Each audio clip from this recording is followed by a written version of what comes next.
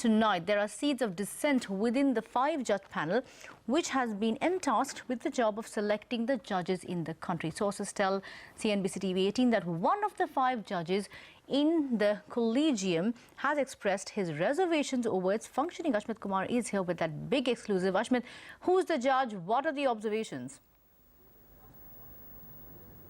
Well, even at this point, while the Chief Justice on one hand and the government find themselves at loggerheads over the contentious issue of judicial appointments, we find that one of the senior members of the apex court has in fact broken ranks. He has hit out at the collegium the way it exists right now and has in fact given a 3-page detailed letter to the Chief Justice of India. Now, it's important to look at these observations that he has made by way of the letter. Justice Chalameshwar, the 5th most senior judge in the apex court in terms of seniority, records as a part of his letter that the current system that's in place, the collegium system, is opaque, is not transparent enough, that there is need for more clarity, more transparency in the system to ensure further accountability. He's also documented various suggestions that he feels are critical, are important for, in fact, greater reform of the collegium system.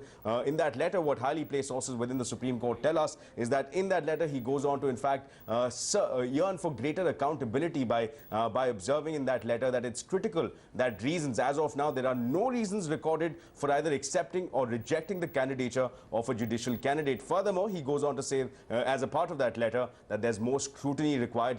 More scrutiny required of people aspiring to be judges, of judicial candidates.